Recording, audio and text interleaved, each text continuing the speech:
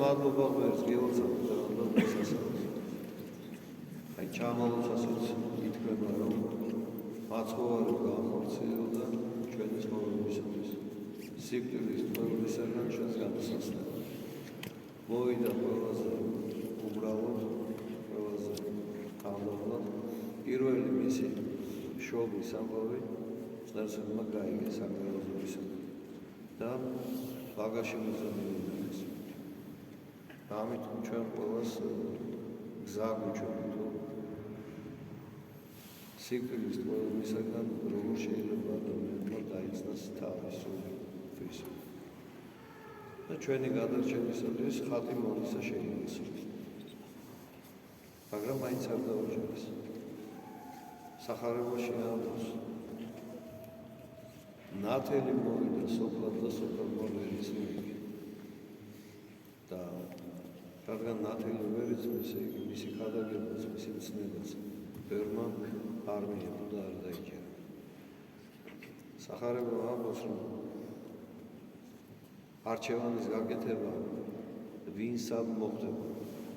ამ ხილულ წუთის სოფელში არის შესაძლებელი. ვინც ქრისტეს ერგულია, ქრისტესთან ცხოვრდეს და მასთან ერთად აი სიხარული გაიზიაროს, ვინც ქრისტეს დასცემდა, მისი მოძულია და მოშურნია, მაშინ მას ეს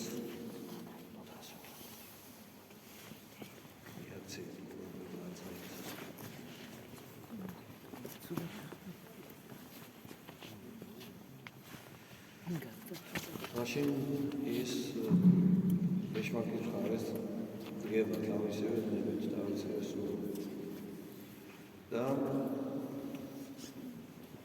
შემდეგ უკვე, როდესაც განკითხვის დღე იქნება და ადგილი შეირჩეს, როგორც იგავონათა სახარებაში όπως ნათქვამი, გაარჩევენ ვადგანს თითოთაგან და მისცემ თავის ადგილს.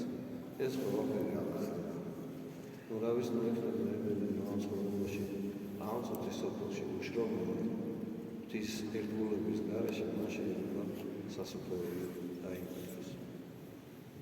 და ღმერთი თავისი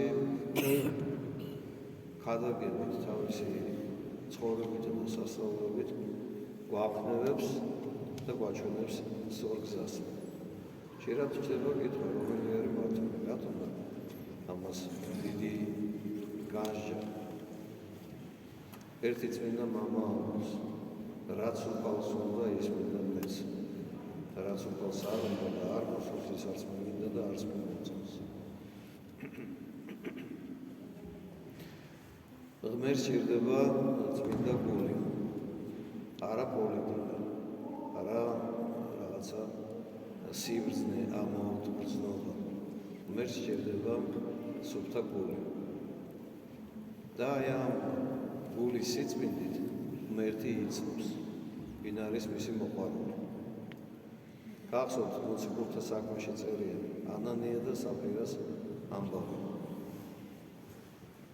მოისმინეს ქადაგება ქრისტეზე, მოციქულებისაგან ირწმუნეს ქრისტე და იმ დროს ისე იყო, რომ ყველა თავის გონებას ყიდდა და მოციქულის ფერთან ამ თანხას, განაყიდის თანხას, რომ შემდეგ უკვე მოციქულებს, ვინც ამისი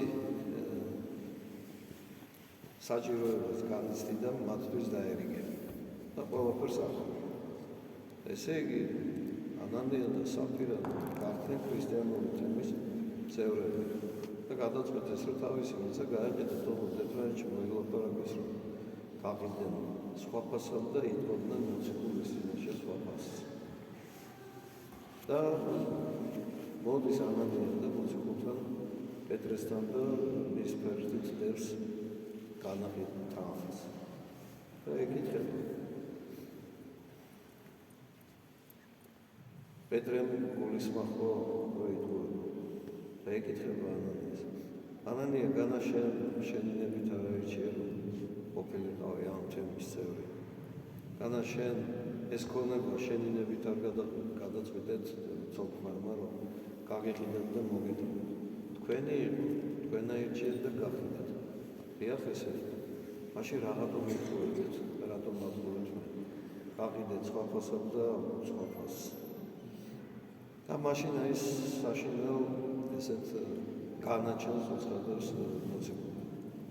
თქვენ მე კი არ მეცრუეთ. მეცრუეთ სული წმინდას.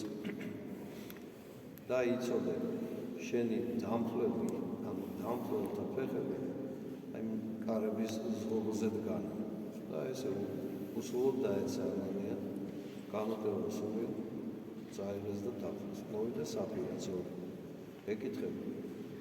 გახიდეთ რამე გახიდეთ, ისიც იგულო. მაშინ პეტრე მოციქული მასაც ახალს. და თქვენი არჩევანით, თქვენი ნებით ეს ქონება გახიდეთ, რომ მერც თითქოს მიუტანეთ, მიუძღვენით, მაგრამ როგორ ვერ გულისხმავთ, რომ სული წმინდას ვერ მოაწოდეთ, რადგან ერთის ულთამხილავი, აი შენი კვრის დამხლელთა ფეხები აი აქ კარებთან დგანან და შენც იგივე ხვედრი გაქვს. ისიც დაეცემა და მასაც გაიტანა დაფლა. რატო ვამბობთ ამას? შეერია თქვათ, როდესაც ადამიანები დღეს ესეთი ტერმინია ორმაგი სტანდარტი. ორმაგი სტანდარტით ვფიქრობენ. ამბობენ, რომ თქვათ ხან ქრისტიანები არიან, მართლმადიდებლები და ხანაც როგორც უნდათ ისე შეცვლიან ღვთის ცნებას. საშინელი ცოდვა. ანანიას და საფირას ხვედრი არ უნდა გაიზიაროს ადამიანმა თავისი ნებით. სული წმინდას ვერავინ არ ეცრუება. მერც ვერავინ არ მოუარყოფს და მერც არაფერი არ შეგვეძლო ჩვენგან. არც ძღვენი, არც საკლავი, არც შესაძლებელი არაფერი არ შეგვეძლო. ერთი ყველაზე მნიშვნელოვანი შესაძლებელი უფლისათვის არის წმინდა გული, ერთგული გონება, ცნობიერება და დაბალი სული. ეს არის ის ძღვენი, რომელიც თითოეულ ჩვენგან უნდა მივარტოთ. როგორ უნდა მივარტოთ? ხედავთ, მეც ვერ ხედავთ. და სად უნდა მივუტანოთ სამსხვერპლო აი აქ ტაძარში უნდა მივუტანოთ და ვთქვათ არა. წრფელი გულით ცნების შემსრულებელი ადამიანი ამ წუთის სოფელში 3 დღეს დაიმკვიდრებს. ჩვენი ვალის და ვალდებულებაც ეს არის. განჯის უნარი, რომ კეთილი ბოროტისაგან გავარჩევთ. დღეს თუ რაიმე არეულობა არის და თუ კი რაიმე უგუნურობა ხდება, ეს არის მიზეზი იმისა, რომ განჯის საღი აზროვნების ფიქრის უნარი დაკარგა ადამიანმა. და რაც მას სურს, რომ იყოს, იმას ასწავლებს სიმართლედ.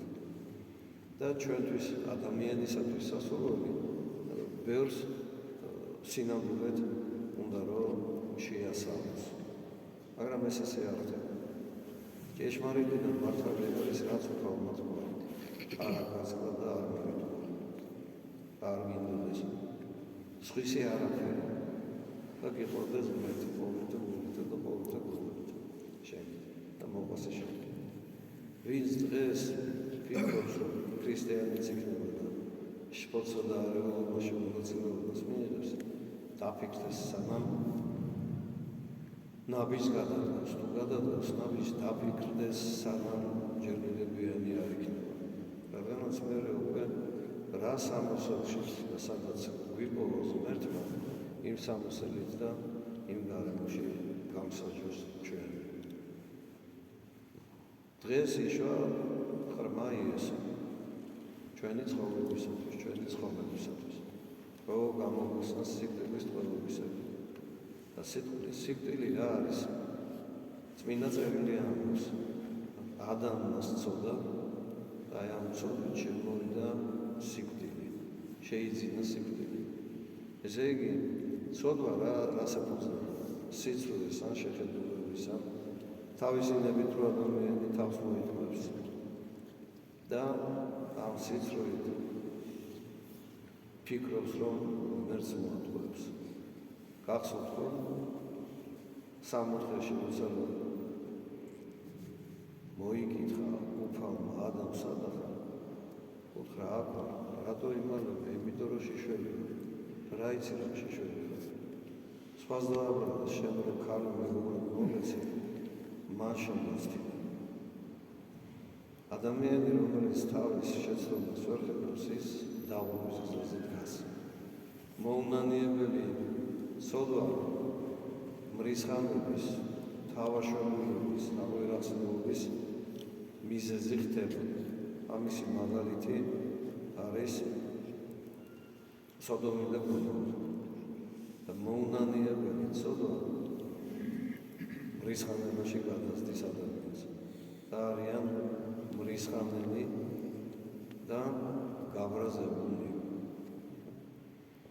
და ვინც საკუთარ ცოდვას ხედავს და ვისაც თავისი შეცდომის დანაყოფის უნარი აქვს, მას გააჩნია სინამდვილე.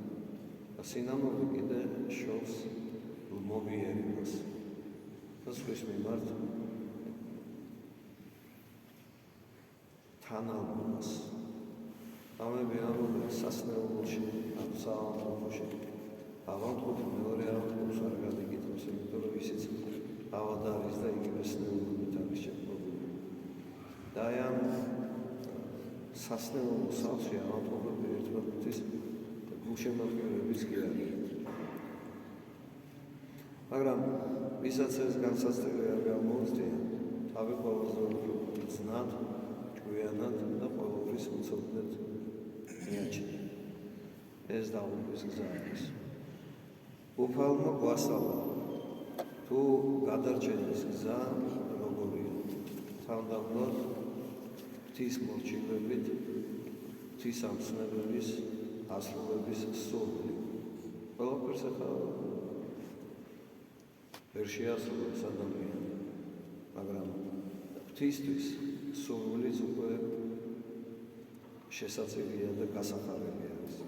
ვისაც სურვილი აქვს, მაშინ მან უნდა იცოდეს, ვინც ეძებს იპოვის და ვინც საკრებულოს კარებზე მას გაეხსნება ეს კარი. და ესეთები ვართ ჩვენ, ამ უნდა ვიყოთ ჩვენ. უფალმა გვაჩვენა მაგალითი თავდაპირველისა და უფალმა გვაჩვენა მაგალითი მორჩილებისა.